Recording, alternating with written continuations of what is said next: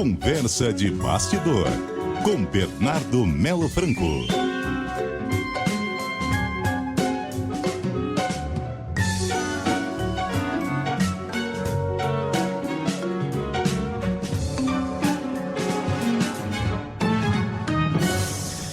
Bernardo Melo Franco. Boa tarde, Sarenberg. Boa tarde, Cássia. Boa tarde, ouvintes. Boa tarde, Bernardo. Bom, no próximo domingo, a Acadêmicos de Niterói vai desfilar lá na Sapucaí e o tema é o Lula, é um elogio ao Lula.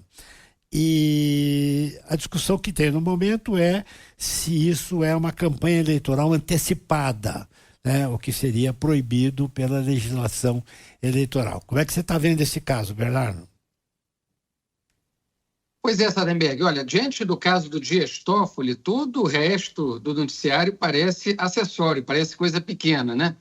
Mas vamos lá falar de carnaval, porque está chegando o desfile da Acadêmicos de Niterói, é nesse domingo, e acaba de ter uma decisão importante no Tribunal Superior Eleitoral que a gente precisa comentar sobre esse assunto.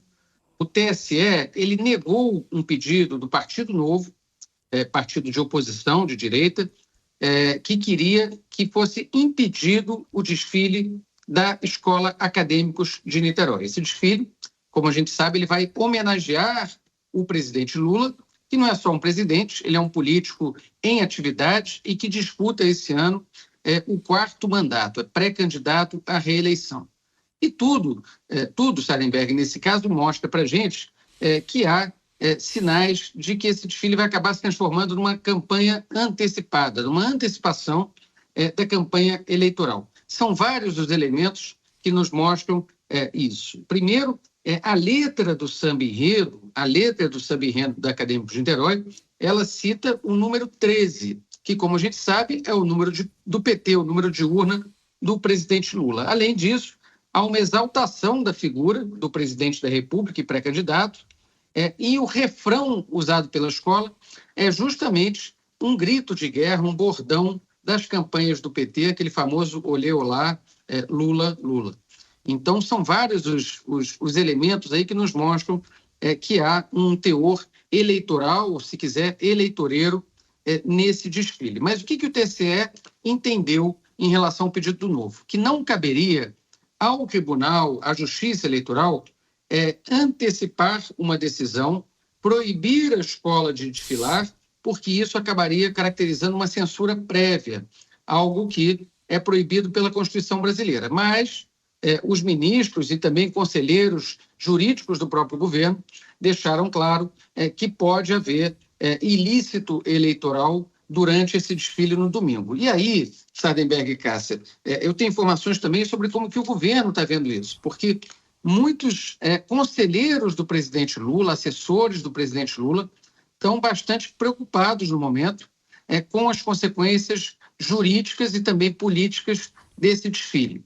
Ao contrário do que muita gente pode imaginar, né, que é uma exaltação ao Lula, que isso possa trazer dividendos eleitorais, tem alertas ali no governo de que ele pode sofrer consequências negativas também com isso. Em parte políticas, né, pela exploração de um eventual fracasso do desfile, pelas críticas que já estão sendo feitas pela oposição e pelo risco que é grande dessa Escola Acadêmicos de Niterói de ser rebaixada ao fim da apuração das notas do Carnaval. Essa escola acabou de subir para o grupo especial, que é a primeira divisão do Carnaval do Rio, e o histórico mostra para a gente que quase sempre a escola que sobe num ano, ela acaba caindo no outro. A última vez que isso não ocorreu, e aí desconsiderando, claro, as viradas de mesa, né, que também são assíduas no Carnaval do Rio, a última vez que uma escola subiu e não caiu no ano seguinte foi em 2016, com a Escola Acadêmicos do Tuiuti. Então, veja, o histórico todo indica que essa escola ela corre o risco de ser rebaixada e aí, no mínimo, o Lula vai ficar com uma fama de pé frio. Mas, além disso, tem também o temor de que haja manifestação negativa das arquibancadas, que haja vaia, que haja xingamento, que possa haver algum tipo de bate-boca entre autoridades do governo, apoiadores do presidente e eleitores ou componentes da escola que sejam bolsonaristas. E aí, o que o Palácio do Planalto fez em relação a isso, Sarenberg e Cássia? Baixou uma proibição de que ministros do governo desfilem no carro alegórico ou na ala chamada Amigos do Lula, que deve acompanhar ali a parte final do desfile. Essa recomendação ela foi reforçada pelo ministro Sidônio Palmeira, da Secretaria de Comunicação, e até onde eu sei, a maior parte dos ministros concordou, assentiu e resolveu ver o desfile no camarote. Agora, qual que é o problema nesse momento? A primeira-dama, Rosângela da Silva, Janja, está insistindo em participar do desfile, em desfilar, enfim, pisar o chão sagrado da Avenida da Marquês de Sapucaí. O Lula e aí, não claro, vai, né? O Lula vem ao Rio, Sardenberg e Cássio, ele vem ao Rio, já confirmou a presença no Sambódromo, mas as informações que a gente tem é que ele vai ficar no camarote da Prefeitura do Rio, ao lado ali do prefeito Eduardo Paes e de outras autoridades do governo federal. A questão é se vão conseguir deixar a Janja no camarote ou se ela vai bater o pé, vai insistir em participar pessoalmente do desfile na Avenida. E tem uma outra questão importante, Bernardo, que você trouxe para a gente essa informação, que o TSE negou o pedido do Novo, né, de tomar alguma atitude em relação ao desfile, porque não poderia fazer algo previamente ao desfile, mas ainda tem a possibilidade de haver algum tipo de análise se o TSE for provocado depois do desfile, dependendo de como for esse desfile, né? Pois é, Cássia, no mínimo, aí a gente deve assistir a apresentação de representações por campanha antecipada. Agora, qual que é o problema nesse caso? É que a legislação eleitoral ela é muito frouxa, ela é muito branda com esse tipo de infração. E o político que faz campanha antecipada, no final das contas, acaba apenas pagando uma multa de R$5 mil, de R$10 mil, ou seja, nada que vai fazer falta ao caixa de uma campanha presidencial. Agora, tem um outro questionamento também sendo feito, inclusive no próprio governo, que é o fato de esse desfile, como aliás os outros, ter recebido incentivo de dinheiro público. E veja, tem o incentivo da Prefeitura do Rio, tem o incentivo do governo do Rio, mas tem também R$1 milhão que foram repassados para cada escola pela Embratur junto com o Ministério da Cultura. Eu hoje cedo ouvi de assessores do presidente Lula que estaria em discussão a hipótese de devolver esse dinheiro, ou seja, da Acadêmicos de Niterói, que recebeu, é verdade, o mesmo valor repassado para as outras escolas, mas que, em razão do desfile em homenagem ao Lula, a escola fosse aconselhada a devolver o dinheiro federal.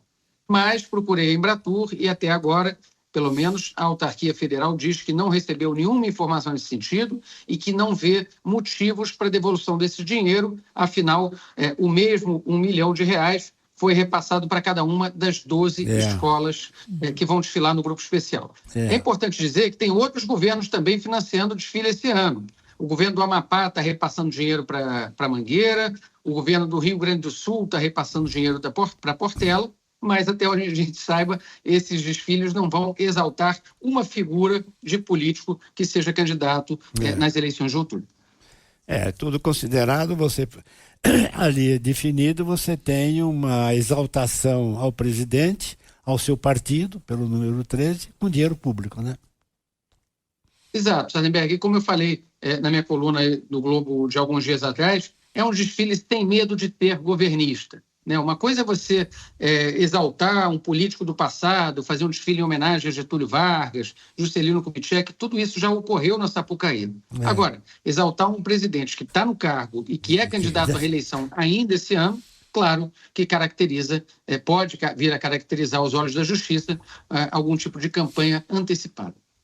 Bernardo Melo Franco, muitíssimo obrigado, Bernardo. Até semana. Um abraço, até semana, bom carnaval para vocês e para os ouvintes. Bom carnaval, Bernardo, até mais.